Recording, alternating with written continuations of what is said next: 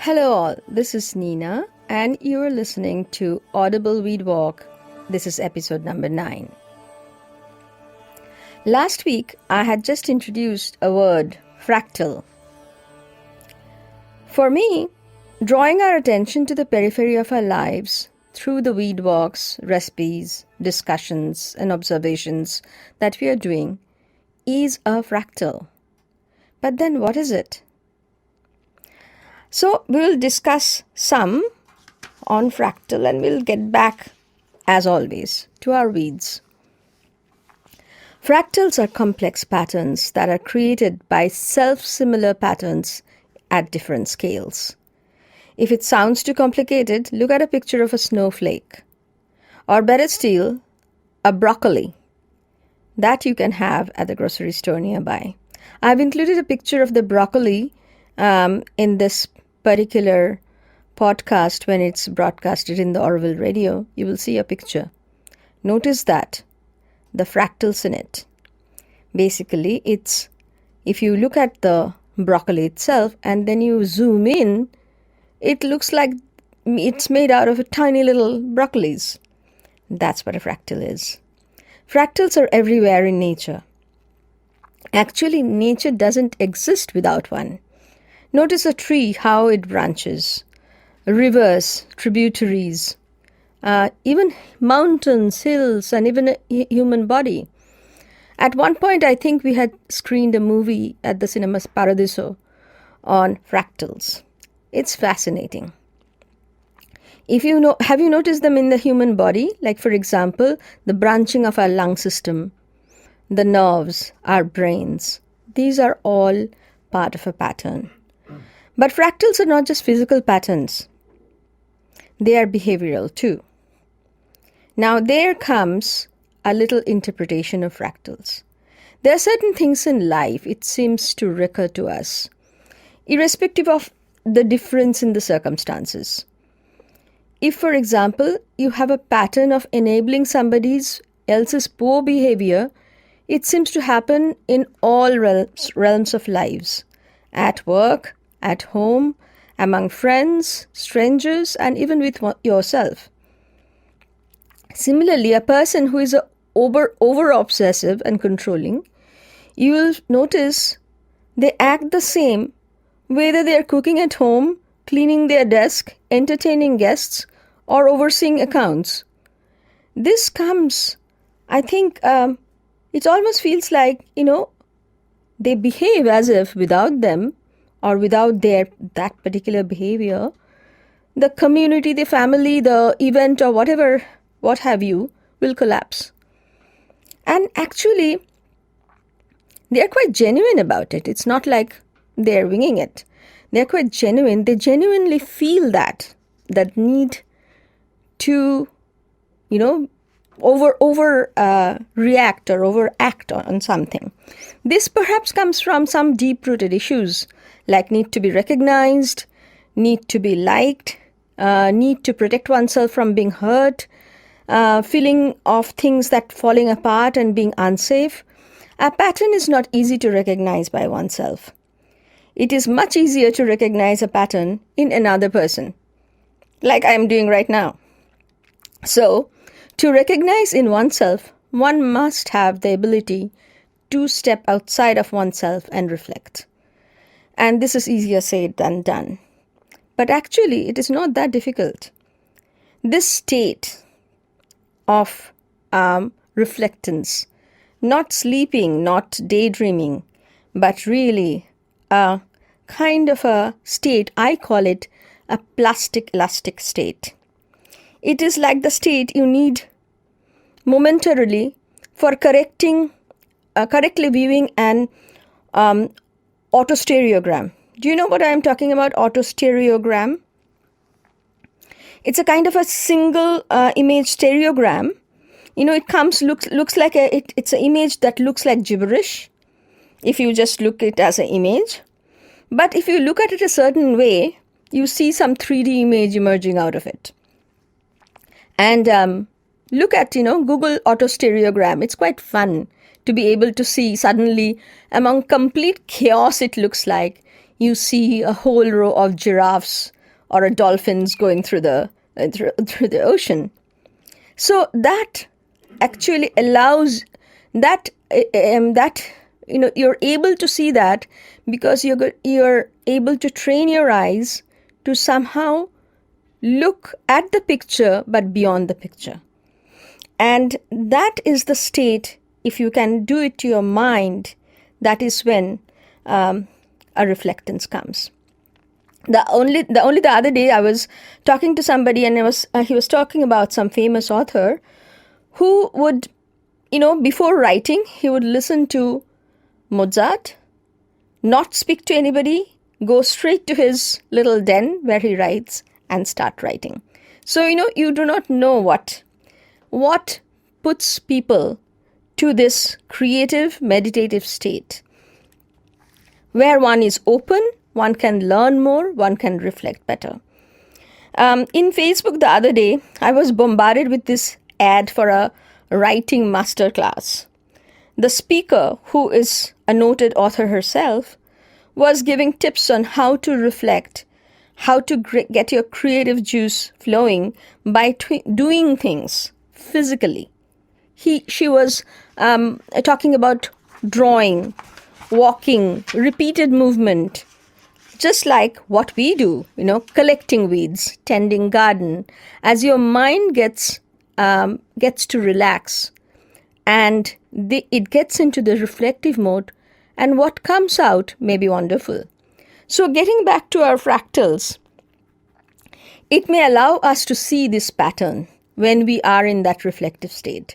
Once one notices a pattern, a behavioral pattern is recognized, then there is the next task ensues, which is finding the root cause. Why that pattern? And once the root cause is identified, that can be changed. And humans can change that pattern. And a lot of patterns needs to be changed, especially in this today's world where we are facing climate change, where we are facing pandemics, and if we do not change our ways, probably more pandemics. We need to change our pattern. This change of fractal behavioral pattern, is needed in a large scale also. But no large scale changes happens without changes locally, within the community, within the family, in the surrounding, and in self. Actually, it starts with the self perhaps before it can go to the other scaling up level. So you see, that's also a fractal. Nothing is local that is not global also. This is something that I just heard from Monica Sharma, and I really appreciated this sentence and quickly noted it down. So when we draw our attention to the weeds, the greens growing uninvited into our periphery, when we bring our consciousness into them, in our appreciation, we are able to connect with them. Then when we go deeper, as we appreciate, honor, and incorporate them into our diet, we embody them. This conscious incorporation is important for our role as stewards of the earth, the environment, the multitude of lives that we share the earth with. In our deepening relation with the nature around us, we can even for moments become them, and that will be the ultimate. This has a huge implication in our mind and behavior.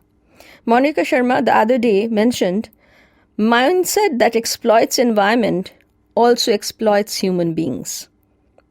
And I'm sure it extends to other lives also.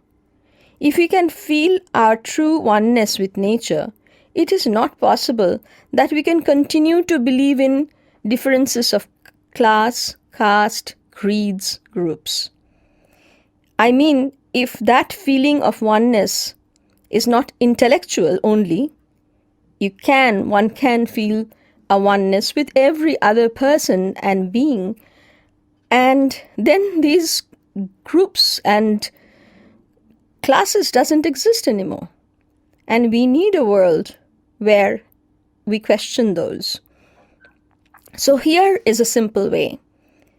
Get out your coloring book And if you don't have a coloring book, support our crowdfunding initiative, which we are going to launch soon, and support that so that we can get one coloring book in your hand pretty soon. So if you have your coloring book, however you want, color them. Doesn't matter, it doesn't have to be realistic. Have fun. Be into that reflective mode where you're ready to receive more. Then maybe some other day you take a walk and be conscious of the greens around you. Maybe these greens you have walked that walk many times, but you have never noticed. Some may look familiar, that you have seen before, or maybe you think that you have seen it in the book. The next time you get out, you get the colored insert that comes along with the book. Then you try to notice. When you see things, you try to match. You try to recognize. Then maybe if you are doing weed walks already, or you have other friends who also are by now experts on it, quite some, you group up with them and try to recognize it collectively. You'll immediately start wondering, oh, I know that. What is that? I think this is the one, but I'm not quite sure. I'm pretty sure of that one. I think I know. When you know for sure after a few weed walks and after a few such explorations, take home a few. Maybe you will not be very sure where it is growing. Maybe it is growing next to kind of a polluted water, or you're not sure of the kind of contamination that may be in the soil.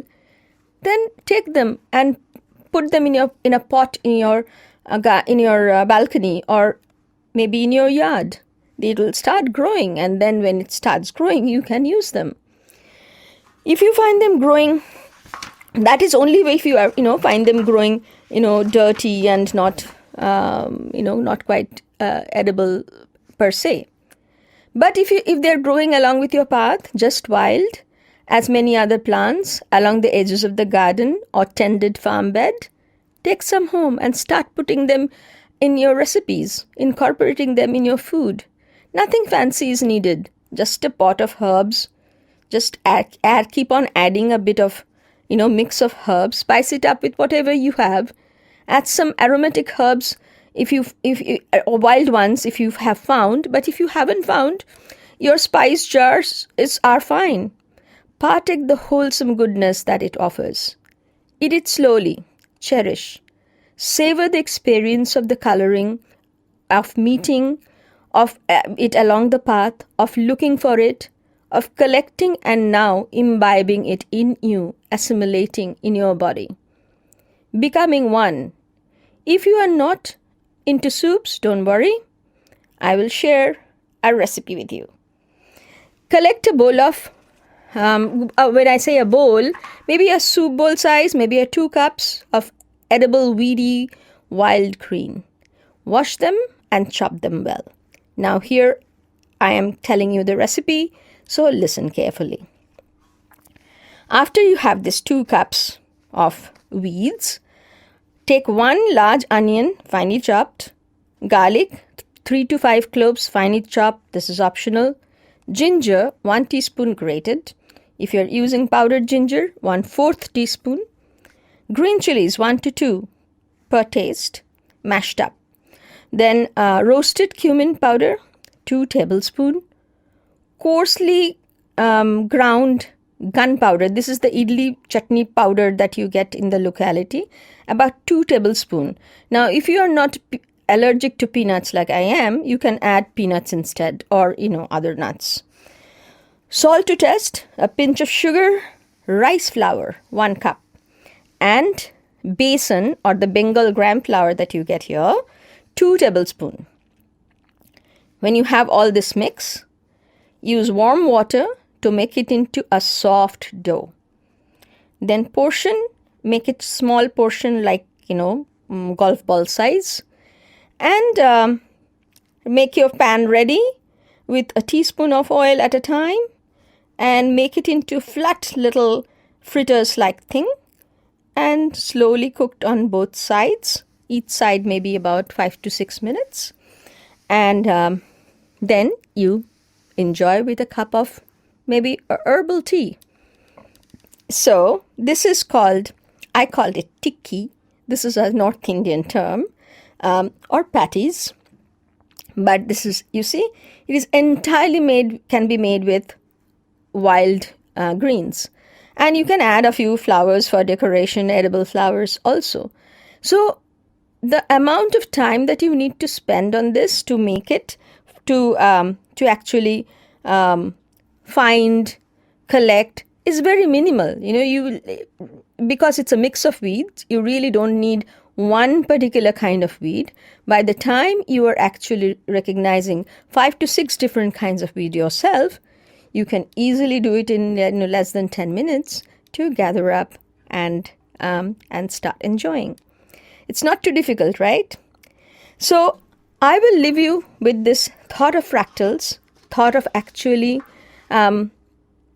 embracing the weeds into your life. And in this way, probably initiating a pattern which then, through you, will reflect to the rest of the world. First in our community, and then beyond, and then to the world itself. I'll leave you with that thought, and the next time we will concentrate on a particular weed.